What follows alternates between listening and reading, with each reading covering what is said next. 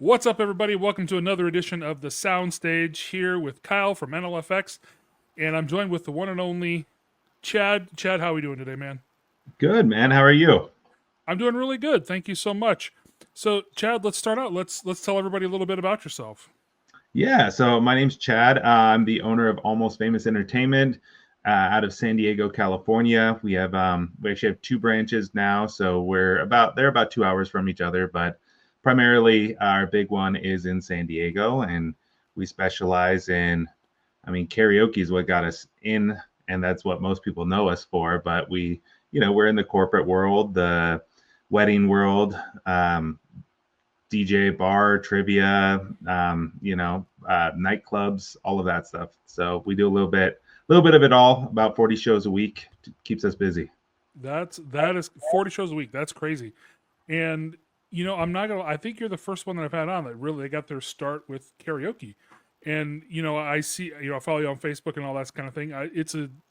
We see posts for it all the time. And I bless you for being able to do that. It was one of the first things that I tried to stop doing when I started getting busier and things like that. Like, I don't think I want to do that kind of stuff anymore. But there's got to be people out there, and obviously it's still crazy popular. Doing 40 shows a week, that's insane. So no, that's really cool. So what did you get your start with karaoke, and then just everything kind of grew from there, or how'd that go for you?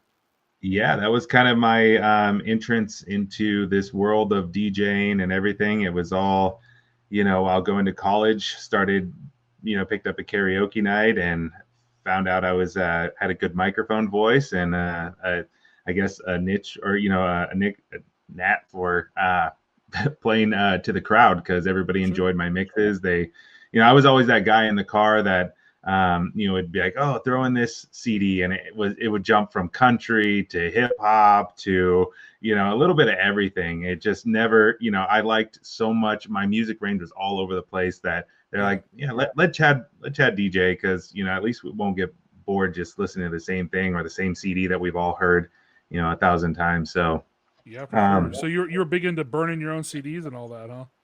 Oh yeah. I have a couple of '06 summer mixes back there. I'll run Oh across yeah. them every once in a while. Yeah. Yeah. Did you? So how big was your car portfolio? No. So I had one of the I had four, the pages of four, in front and back, and I don't know, it was probably like you probably that thick, and three Yeah. quarters of them were just all burned CDs that I made. Um, I think maybe one or two songs came from LimeWire, Uh-huh. but we don't talk about that, obviously. Yeah. No, mine was pretty extensive. I had the zip up binder. I had the sun visor ones where you reach up, grab those. I enjoyed music, and like I said, like some days it would be a country mood, some days it would be Little John and the East Side Boys kind of day. So I just kept it No, kept it. that's great. That makes you really good for karaoke because if you don't have just one genre that you really like to listen to and you're kind of all over the place, that's a really good thing for karaoke because that's the crowd that you get. You get people who want to come in and they want to sing the most country western song, and then you get the next one who wants to sing, my neck, my back. So it's you get that wide range, which is awesome. So when did you start doing that? Like, what year did you get started doing the karaoke stuff? And Yeah, so it was around the time my first child was born, my son, which was 2009. I had already kind of gotten into it around 2008, but we launched Almost Famous Entertainment, and in about, I would say 2009, we started like dabbling with it and this and that, but it didn't become an official business where we got our crap together, until like 2010. sure. Well, that a lot faster than most people's. I mean, I messed around with yeah, I do it for family, I do it for friends, I do it for things. I did that for 8 years, 9 years. So you only took a year, so you're right on top of it. Well, So it almost surprised famous. us. Oh, sorry. Yeah, no, No, I that's was okay. just going to say it surprised us just by the fact that when we moved to San Diego, it just took off to the point where I couldn't be everywhere at once, and I just had to, I had to hire. And luckily, I had some people, some regulars that were, had the same sort of energy that I was giving off, and I was able to train them to do what I was doing, and from there we built a team. And sometimes things just just kind of fall in your lap, which is great. So Almost Famous, where did that come from? Where did was it because everybody told you, hey, like you're doing this so much, you're almost famous, or what were you thinking? No, I mean, I always wanted to be famous as a kid. Thought it would be, of course, like many, that dream of being famous was always there. But no, funny enough, I started the business with another guy who was a karaoke host in the area before I was. He kind of he was ready to do his own thing, and I was at the point where with my other job I had just gotten a bonus, and I was like, well, I can afford to throw some money in on some equipment. Let's just do this together. And we'd come up with Rockstar Karaoke and some of these other names, and we were sitting there one night, not my wife and I, in the kitchen. We had a roommate at the time. It was one of my wife's friends, and we were just spitting off these names, and they all sound cheesy, they all sound corny, we don't like them. And then her friend comes walking through just in the middle, he must have overheard us doing this, and she goes, Almost Famous sounds cool. And I was like, we both kind of looked at each other, and we were like, wow, okay, Carol's got something there, Yeah, we like it. So it was Almost Famous Karaoke originally, and then obviously as we started broadening our stuff, we went with Almost Famous Entertainment. We made the switch, but for a long time everybody knew us as AFK, Almost Famous Karaoke. Now these days it's AFE. Yeah, AFK. So isn't that away from keyboard and chat lingo or whatever? Yeah, exactly. But no, that's really cool. And that's generally how it happens. Sometimes the best ideas are the ones from people who aren't really committed to it at all. It's just like, yeah, why didn't I think of that? And you just hate it because it's like, God, it's almost obvious now that you hear it, but then you're sitting there racking your brain for how long trying to come up with something, then you just hear it and it's like, oh, that's perfect. Exactly. I want to say she was like brushing her teeth as she was walking through the kitchen, like to the fridge or something. Like it was just one of those nonchalant, just kind of tossed it out there, and we were just like, we love it. So. Oh, for sure. And I don't know if that is true, but I definitely think it should be part of the story that you tell going forward. Oh yeah, she was walking through, she had on her pajamas, she was brushing her teeth, the curls in her hair, all that sort of. Really, paint the whole picture. You zhuzh it up, really bring it around. So that's really awesome. You got a really cool background. You got a diverse background that you do things, and obviously we see at a lot of the different DJ conventions and everything that we're out to all the time. And we ran into you at NAMM last week, and so we wanted to do kind of this NAMM review show because we went out and did that this last week. I was out there with a couple other people from NLFX for a couple days. And so we kind of wanted to bring somebody on who was there, who was able to get out and see more stuff than we were. Because I don't know if anybody knows about what we do out there. NAMM is kind of everything music. It is instruments, it's DJ equipment, it's speakers, it's pianos, it's keyboards, it's synthesizers, it's cases, bags, lights, the screws that go into the pedal boards, and it's everything. And so it is a ginormous convention. And we go out there and we, meet with all sorts of different manufacturers and all that kind of stuff. But there's so many other things that are out there that are just really cool that, we were talking before, and Chad, he was able to just kind of wander and look. And, I can do that going through. I was telling him before, we had about a little over 35 meetings in 2 days. So very, very busy going on there. So Chad, let's start. So what was one of the coolest things that you saw out there at NAMM this year?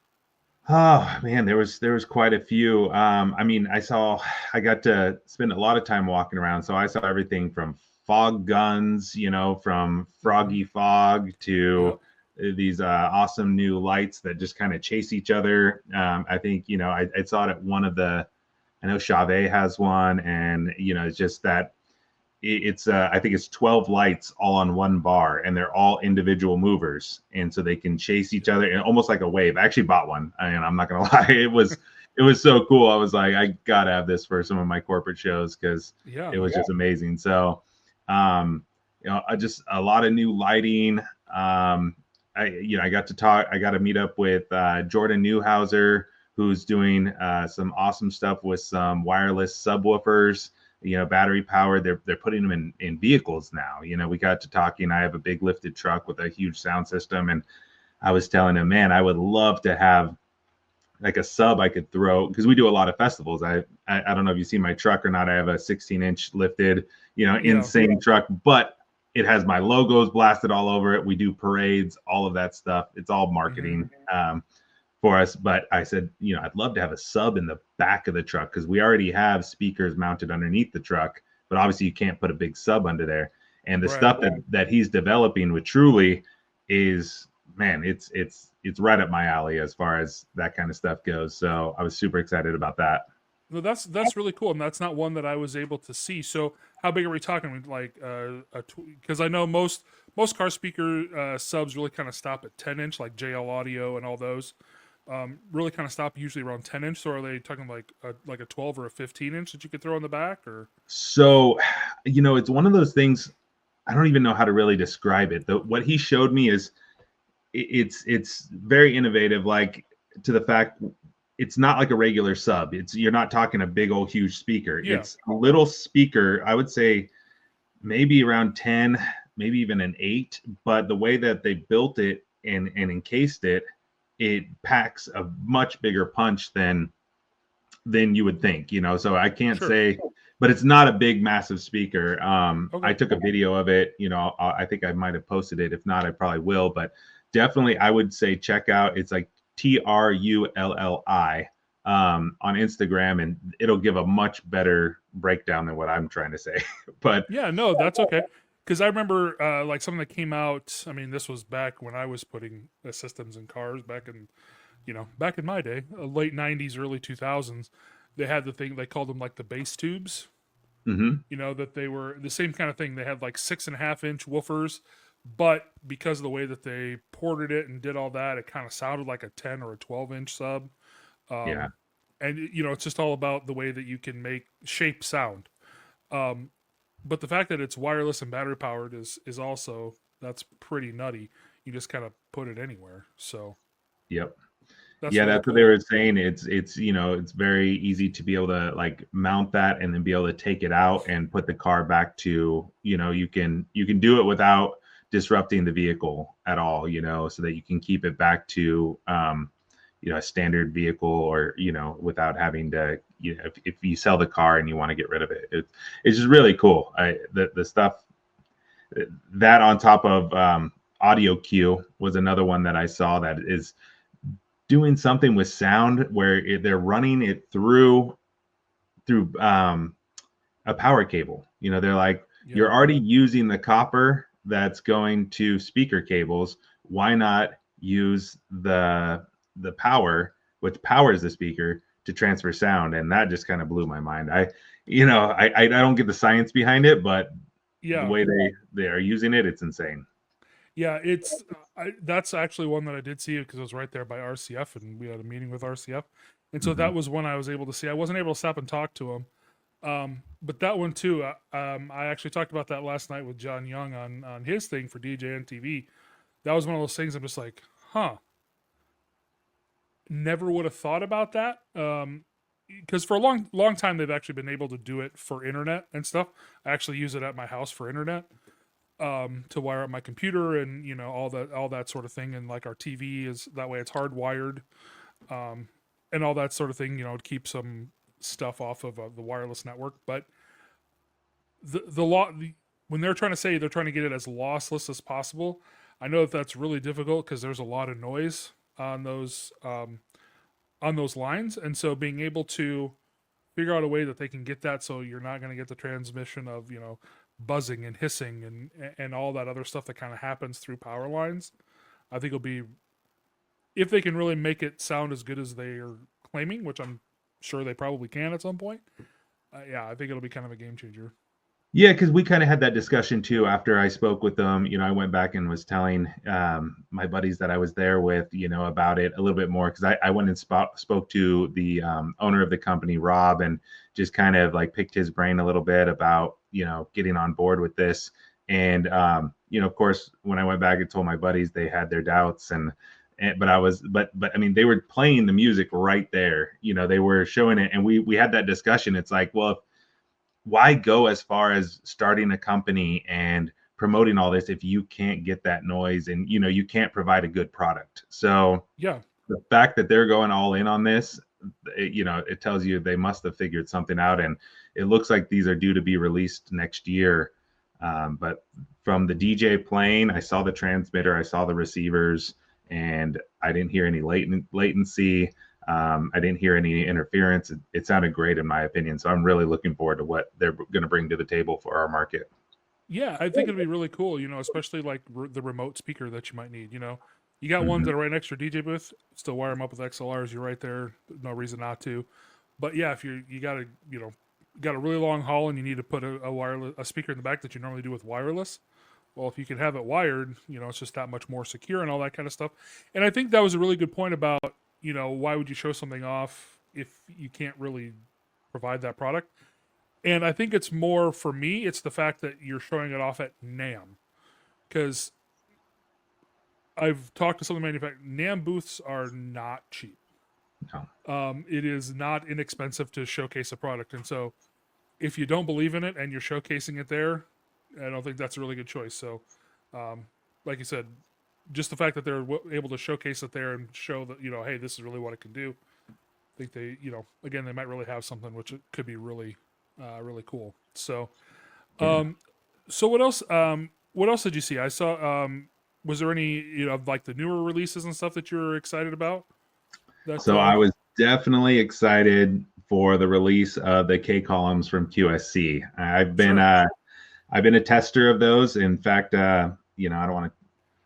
I was a little excited about this, but I was the first one to pick up the first set and take it from the distribution center. And as a tester, I was, I'm close by to where they are. So I got the call, hey, they're ready. I said I could come down today. So I went down there, picked up the first set to ever be tested or anything. So I was super excited about that. Obviously couldn't say anything before NAMM, but I got a chance to test them out on all types of different gigs, big corporate gigs, weddings, on a boat, obviously karaoke, all of those. I got to test these speakers and they were just amazing in every single aspect. The clarity of the, using the microphone and the way your voice comes out of them was amazing. Mixing that with music and having karaoke singers and not having feedback was amazing. It's kind of fun when you get to test something and you don't have to send back a lot of negative feedback. Yeah, no, that you're not wrong, and it is also really cool to be one of the first in the wild to see it, and one of the first.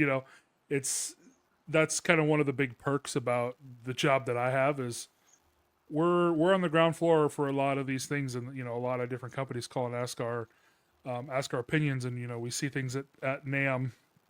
There's a few things that we saw. There's like, hey, these are super early prototypes. Hopefully within the next year and a half or something, we'll have something out. But this is kind of what we're what are your thoughts? And so it's always really cool to do that. And like you said, being able to be one of the first ones to have them, it just feels a little more special, which is really awesome. And so I don't know this for sure for you. So are you a white setup or black setup guy? So I'm both. I have both setups. Okay. I have a system that's white and I have a system that's black. I don't, I whatever I'm feeling. Sometimes I'll ask the coordinators, are you guys going more like dark colors for linens and stuff like that? Then I'll bring the black one. But yeah, as far as I've been more black. I like black. I wear a lot of black. My original speakers were black, so I kind of built my system as black, but I definitely jumped on with the white system as well. Okay. So for the new QSCs, did you go with white or black? Both. Okay. Spoken like a true fence sitter right there. I just did both. Yeah. I picked up a black set originally, and then I was able to tell them, basically I was like, hey, when these are ready to go, let me put my order in already for a white pair. And they had it ready for me, ready to go. So now I'm a proud owner of a black set and a white set. So perfect. So you're all set, ready to go. So was there anything else that you saw on the floor that you just thought was really cool, or that you wanted to talk about? Again, that I didn't get to, I'm trying to live through you a little bit, because Yeah. you were able to see some of, some of the other cooler things than I was. So, We'll stay on the speaker side of it. And okay. did you get a chance to see the new EVs, the 70s and the 90s?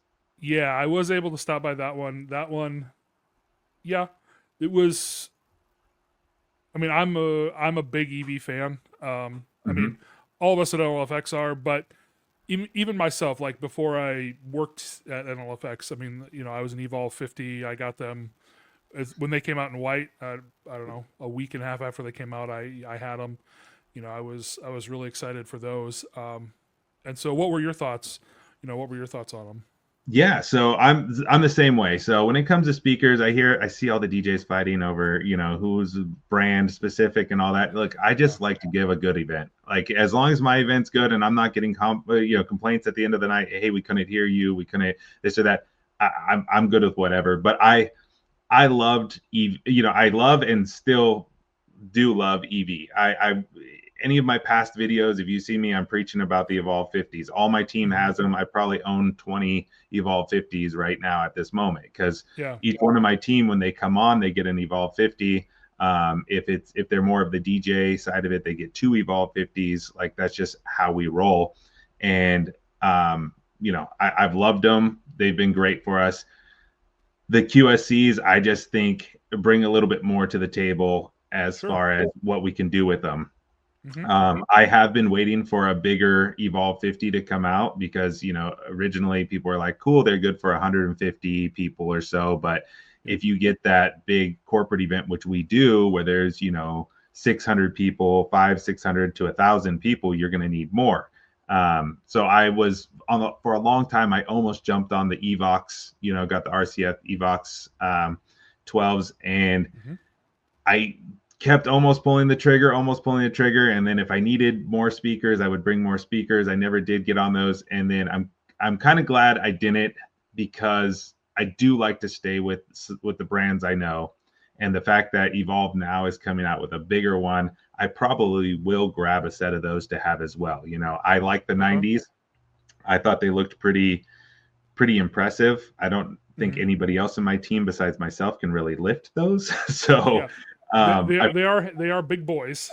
Yeah. yeah, I won't be getting them for all of my team, that's for sure. But I Yeah. probably will pick up a set for myself, as I say, just well, to you're like have. me, so I'm 6'6". How tall? You're probably 6'4", 6'5". I'm 6'2". You Oh, okay. I thought you were a little taller than that. But it was the same thing, So it is one of the criticisms I've always had about the 50. Oh man, I wish it would just go up a little taller. I wish I could, if I could get it up over my head, because I'm thinking about it from my perspective. yeah. I'm as tall as an Evolve 50 and all that sort of thing, and so um, that is one thing that I really noticed about the 90s is that just the presence that they have. It's a very big. I'm not gonna lie. The first time I saw, the column part, I'm like, I thought it was a little almost cartoonish. It's like that just seems, just because the 50, it's so, it's so lean and it's only as big as it needs to be. But then Yeah. it's just like, then you see the one for the next one. It's just like, wow, that is a lot bigger. Yeah, it's Um, huge. it is, and I think the fact is really cool that the top for the 15 and the 90, you're not sacrificing anything by going either way. You're Hmm. not getting more sound with the one from the 90 than you are from the one from the 70. It's the same exact top. So I think that was a really smart choice by EV. Um, and then it's just deciding what you want to do. I mean, I'm the same way. I'm just gonna get the 90s because if you can have the room and have all that, additional headroom if you need it, to do the bigger and bigger events, I think is, you know, key. So, Yeah, um, and the fact that I think they're 14 inches taller than I am. They're big speakers. they are. it's a big column system. It's So funny because I'm curious to know how the 70s are going to do because everybody I've talked to so far are like, for the price difference, I'm just going to go 90s, like might as yeah, well go bigger, so I'm really interested to see how well the 70s do. yeah. I'm not sure. The other thing I have thought about doing is just because of the fact again they're interchangeable. Maybe you can buy a full set of one, but then just buy 2 other subs. You could just buy two 15s, and then it'll be, what, they work the same. It doesn't matter. So I have thought about that. But my thought is also, I just have an 18. I'll just turn it down if I don't need that.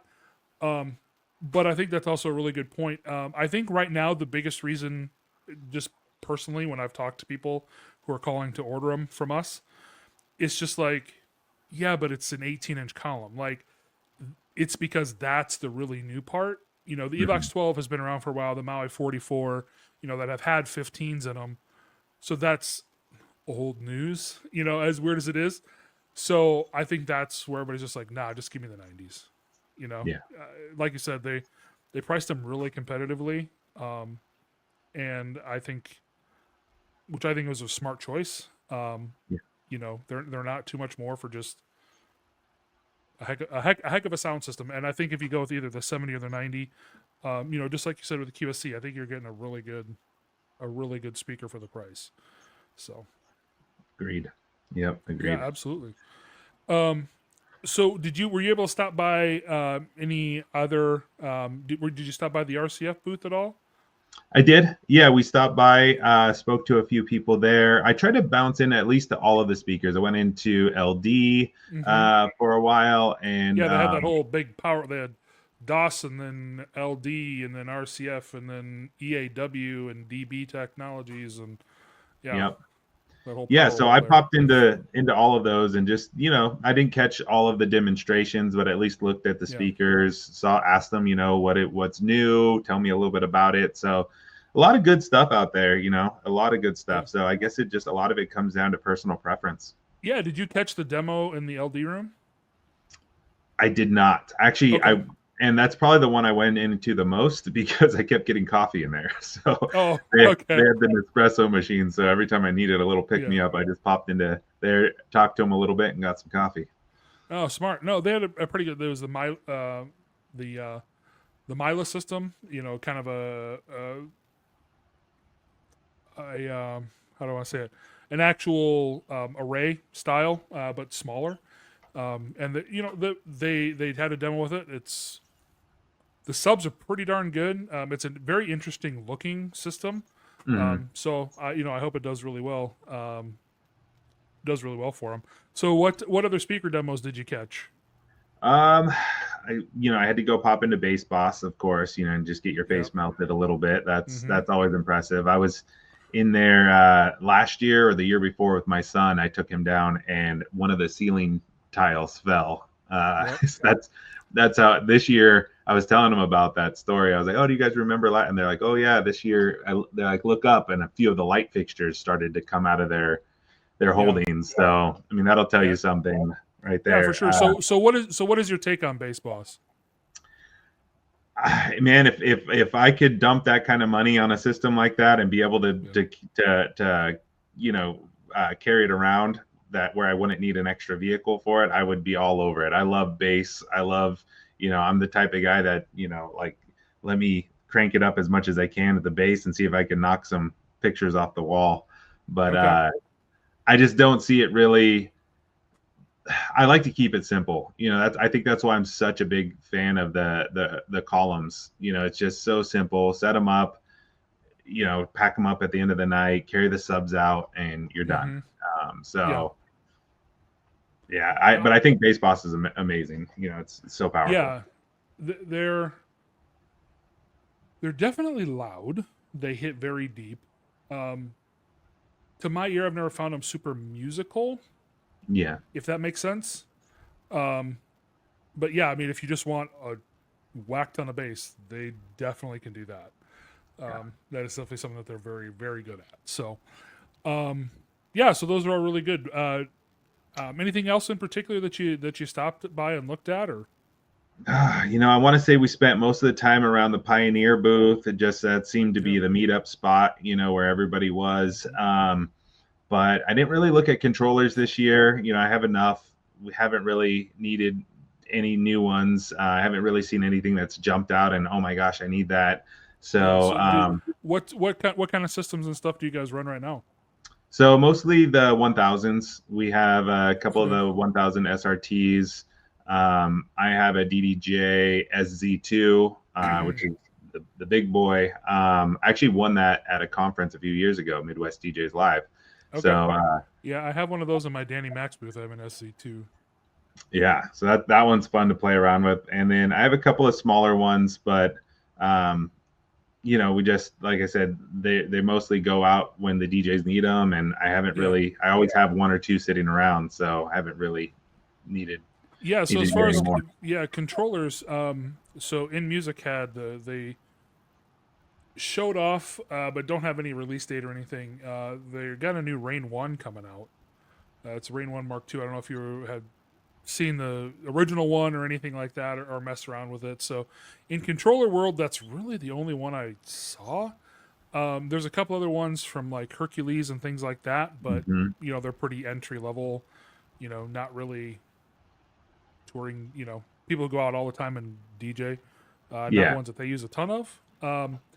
But so they had some of those, but that was really the only other one too. Like Pioneer, I didn't hear of anything that they were releasing. We had a meeting with Pioneer, and then tell us about anything. So yeah, yeah. No, that was kind of the chatter too, that there wasn't really anything from Pioneer that was that was new out. So, but still, their booth was packed the whole time. I mean, they had a great location. That was this, and a lot of good, DJs set up to go showcase there as well. So oh, they always do absolutely, well. their booth is always one of the busiest. I mean, I've been there twice. I mean, I'm not talking like I have been there every year, but both times I think they were in the same exact spot last year. Yeah. I think they pretty much just kind of live in that spot all the time and just get it every year. Um, but I also think that because they just launched the AZ and the Groove 6, a couple months ago, Hmm. I think it kind of makes sense not to launch a bunch of other new stuff right away.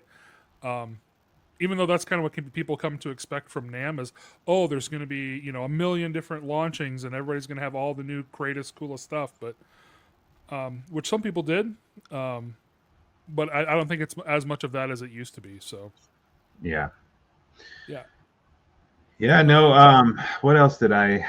Right when you walk in, there's the in-ear headphones. I don't know why I'm blanking on the name. Tony's the owner. Ultimate Ears. Ultimate Ears. Yeah, thank you. Yeah, They had some amazing talent come up this year. They had Stevie Wonder the first day. I saw Digital Underground the last day. I'm not sure who they had on Friday. I didn't make it Friday, but Tony was just bringing up all kinds of talent. And just that booth was another one that was just always busy. jam packed. Yeah, there's a lot of people going to in ears. It's I think the way before it seemed like kind of a hindrance because I got to pull it in, pull it out, pull it in, pull it out all the time. But now with the way that they're making them with those little tiny pass through holes that still provide a lot of clarity with people that are talking, but still knock out a lot of the sound, they're getting a lot more popular, and I think a lot more DJs are going to start using them. Yeah. Kind of just as their go-to instead of actual headphones. So I've thought about it. Yeah, I met Tony at Marquee last year, I think, Hmm. for the first time, and then before I left, he was one of the ones I made sure I went and said hi to because he's just such a nice guy. So Yeah, very nice guy. yeah, absolutely. So did you make it to any of the any like microphone manufacturers or light manufacturers that you saw? We went and walked through the Shure booth, and kind of took a look at some of the stuff they have. When it comes to microphones, I've always liked Shure, but I don't need anything too crazy. I don't go too expensive on our Mm-hmm. wireless microphones for karaoke. I How have a come? really good. You don't want a whole bunch of not sober people Yeah, having a bunch of really nice microphones? let's just say I get a call at least once a month that, hey, we're gonna need a new set of microphones for so and so, and what happened? Oh, someone stole one, or someone dropped one, or someone threw one across the room. It's yeah. So I found a really good manufacturer that makes really good sounding ones. They feel really good. They're heavy. They don't take a ton of battery life, and they come in a 4-pack. So I've been using those for the last few years, and they've been amazing. Everyone that I've recommended them to has loved them and has. So far I haven't had any complaints about them. So I just keep rolling with those and. Yeah. So when you're at the Shure booth, did you see the new SLX-D that they had? I think I must have, because I was looking. We did talk to someone, and he was more talking to my buddy Lance. Okay. But I was listening in and out while probably trying to upload something on Instagram. Yeah, which is very difficult, very crowded Wi-Fi and everything else there. You're with Lance from Chicago. Yeah. Yep. Lance DJ George. OG. Yeah, he's the awesome guy too. You know what I love about rolling around with Lance is he knows everyone. Like, so I know a lot of DJs as far as like what music they do and what edits, and I've had, but I don't know what they look like. Lance is like my little like dictionary of DJs. Like, he'll go, oh, that's DJ so and so. He DJs for Little John, and that's another DJ, and he does this. And in 2006, he went out, and I'm like, oh, okay, well, good to know, man. Thanks. He's your little pocket encyclopedia. Exactly. That's awesome. Yeah, so Shure it's just an SLX-D, but it's just a 1U, dual thing, but it actually has 4 channels. So they got 4 channels in a 1U. It's pretty interesting, and to be honest, it's pretty competitively priced, especially for 4-channel system. Okay. So, like I'm even thinking about doing that for just my, my regular DJ setup. Because I currently have 2 microphones, but if in that same space I can put 4 microphones, having an additional 2 just in case I need them, always kind of nice. So, yeah. So that's something that I was looking at there. How about anything like in lighting? Did you stop by any of the like ADJ or?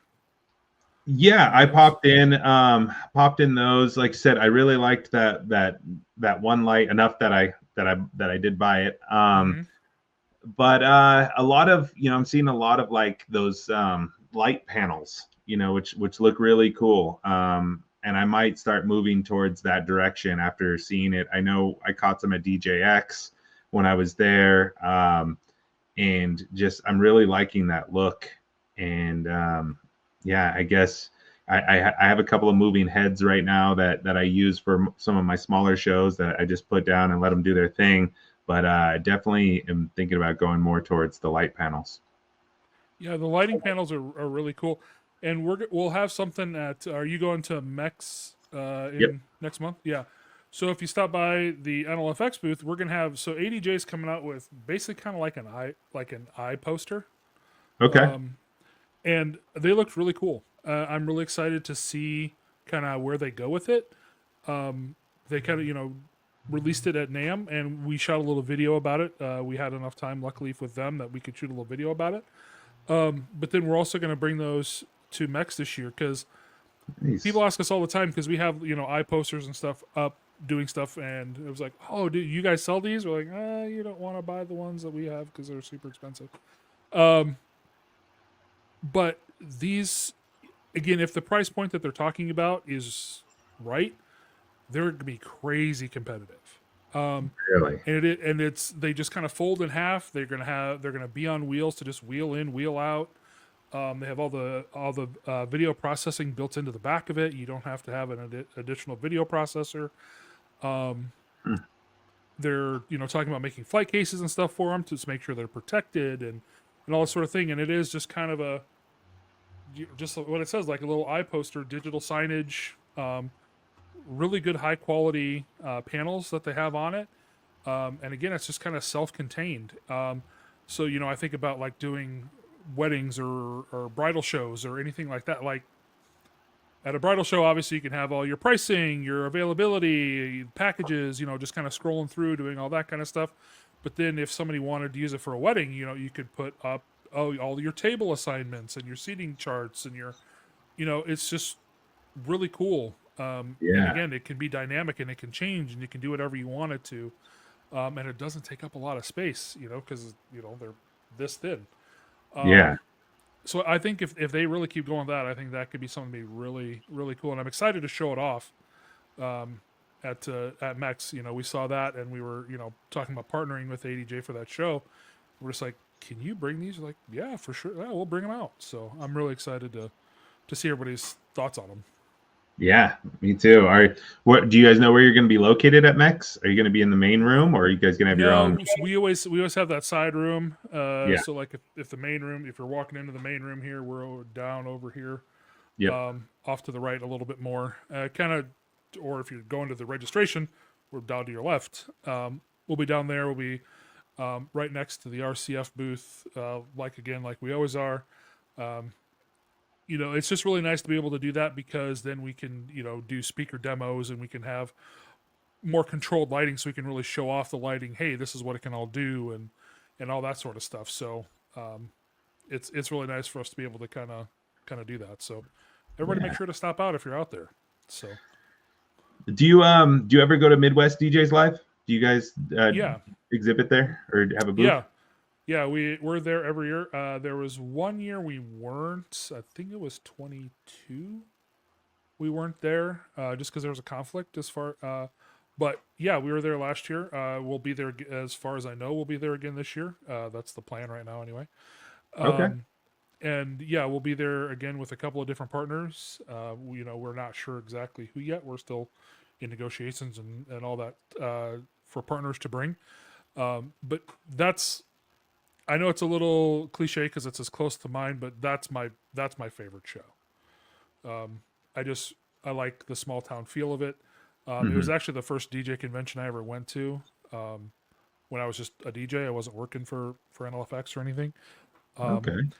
And it was just very, it was a close knit. Almost felt like it was just you and a couple other people, a couple of your buddies. It didn't feel like a big conference. And I went in 2021. It was right after COVID because I didn't do one in 20 because of COVID. And then the first one back, it was, they scaled stuff down quite a bit because they weren't sure what was going to go on.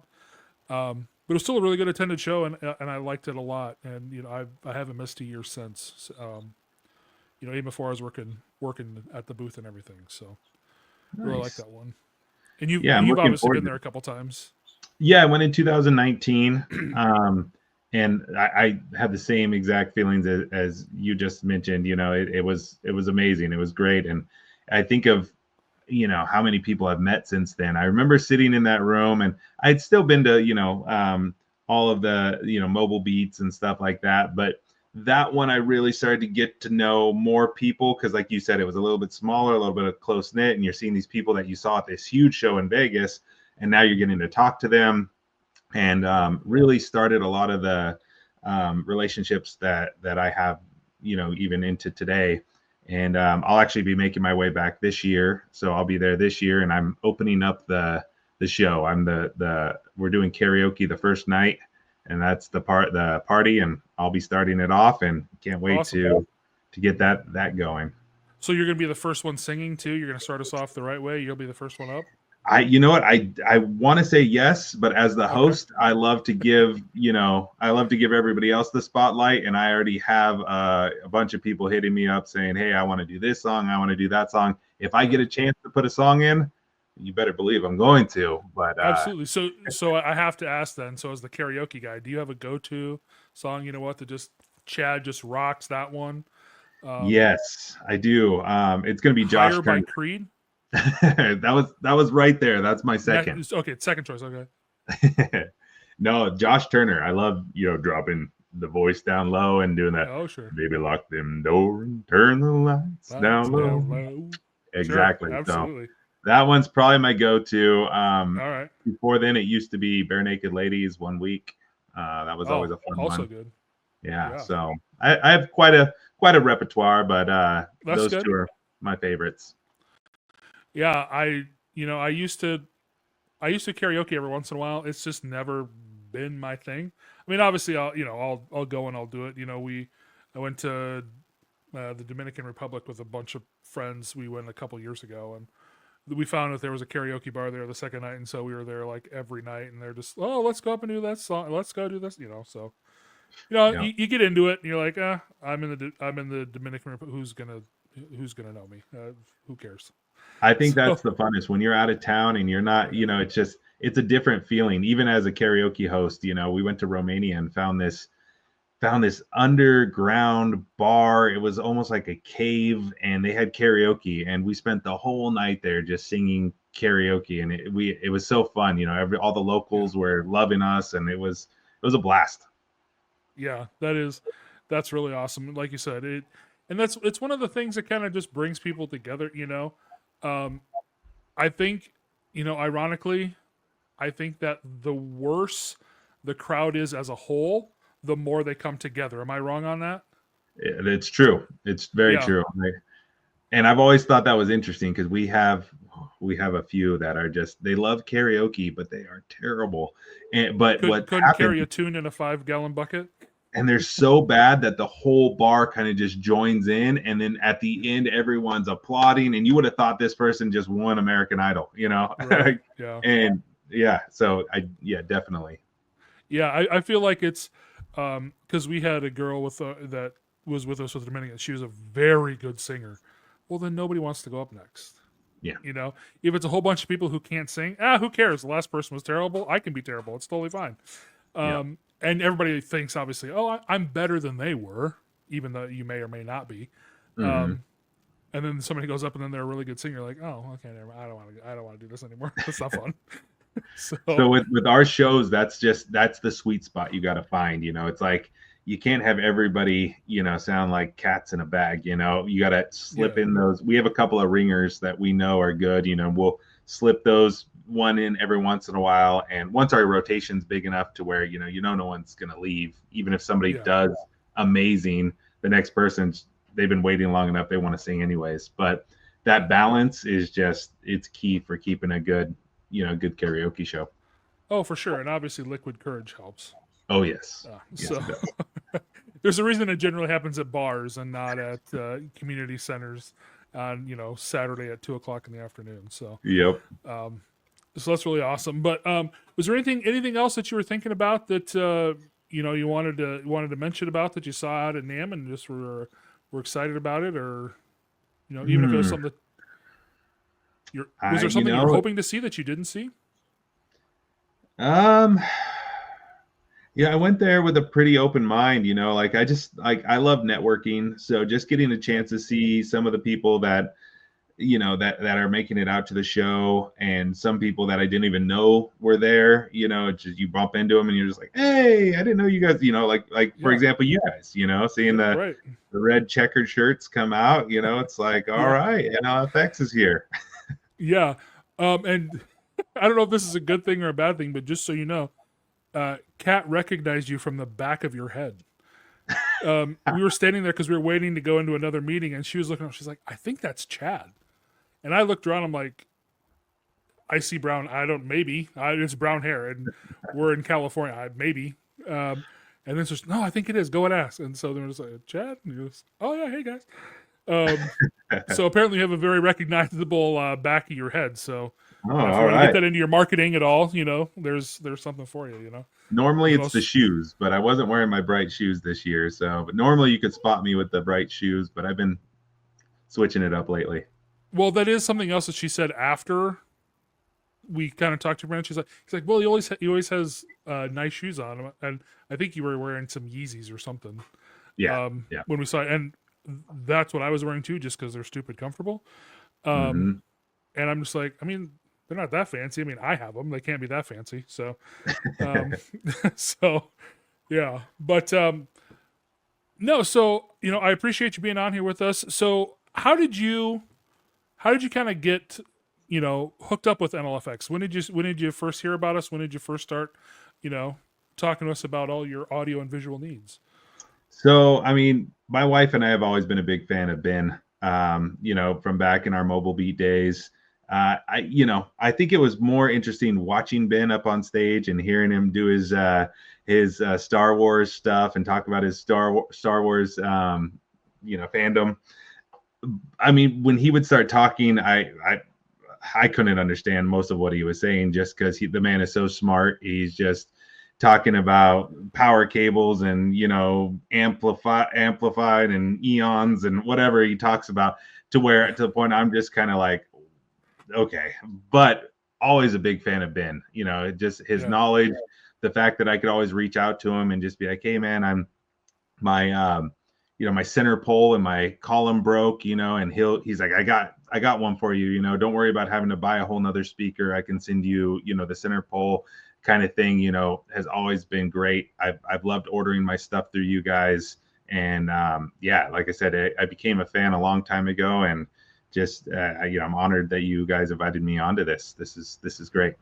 Oh no, it was absolutely. We love getting on people who are fans of ours. And that is kind of like our our quote unquote company motto is we don't really want customers, we want fans. We want to work with people who like working with us. And like you said before, everybody kind of comes on LFX through Ben. That's how everybody gets to know us. And gosh darn it, if he isn't, he's so dang likable. He is. He's just a nice guy. And I am happy to say that, and I've said this before on here, but he is exactly who you see on stage and who you talk to through email ordering stuff or on the phone ordering stuff. That's who he is behind the scenes too, because we see the Ben who, like yesterday, he was on the road traveling for 12 and a half hours, going around to different places to help customers and doing things like that. And, he's still smile on his face, doing his job. He might be mad about it internally, but it doesn't affect him doing his job. He's still crazy good at it. So that's awesome. Yeah. So again, we really appreciate it. Do you want to talk about any of your, Instagram or Facebook, YouTube, anything like that? Do you want people to follow you or anything?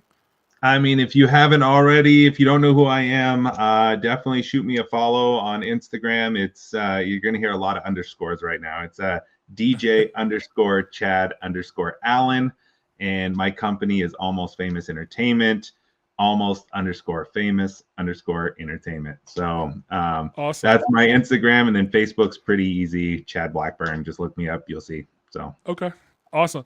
So before I let you go, I do have to ask one thing because so the truck. I too am a truck fan. I have a Ram 2500. I'm a diesel guy. Oh, nice. Yeah. So is yours a diesel or yours a? It's not. I wish it was. I had the opportunity to buy it, and it's a 1500. I was actually in the market for a 2500. I wanted to step it up to the bigger one, to the bigger model. And I wanted to just go get it just jacked up, just lifted as much as I could. And I ran across this truck already lifted, already decked out to the T. And the guy just had an insanely good deal on it to where I was like, okay, I can sacrifice the diesel. I can sacrifice the 2500 and I'll just get this bad boy and have some fun in it. So, which I'm bringing it out to Mex. So, okay. Well, you'll have to take me and actually show it to me. So I have to remember is it a Ford? It's Chevy Silverado. Okay. Yep, 1500. Right.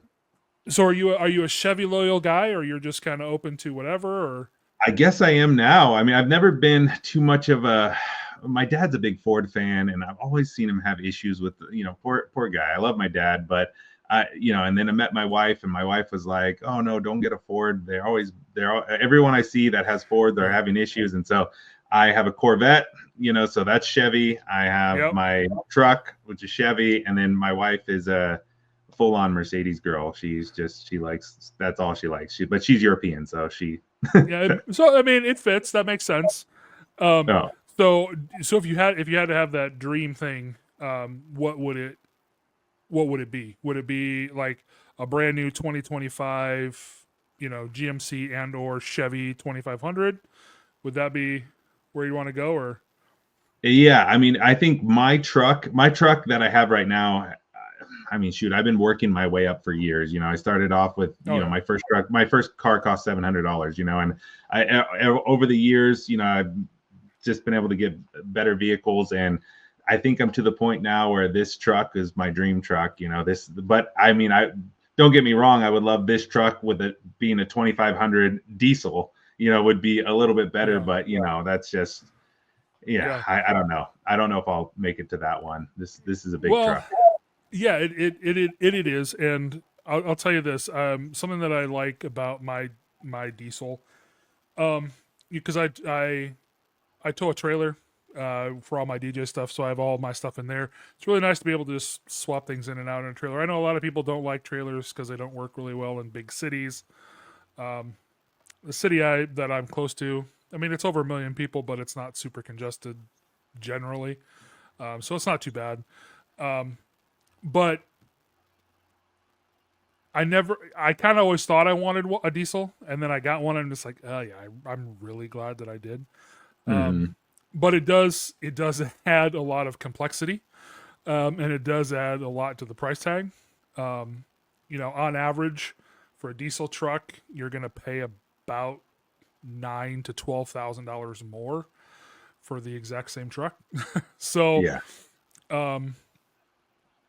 So that's definitely, cost prohibitive for a lot of people and things like that, which I totally understand. It was for me for many years, because I couldn't go to it. But I just had to ask because, I'm a big truck fan. I don't know if you ever like custom offsets, if you ever see any of that kind of stuff. They have a YouTube channel, they sell all sorts of truck parts, lifts, and all that kind of, all that kind of stuff. Okay. So big fan. So if you like truck content, go find custom offsets. Custom offsets, yeah, for sure.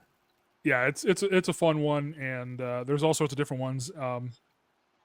So just had to ask you a few things about that because, like I said, I'm a big truck guy. Because one of the biggest reasons is because I'm a big guy, so I fit a lot better into trucks than I do cars.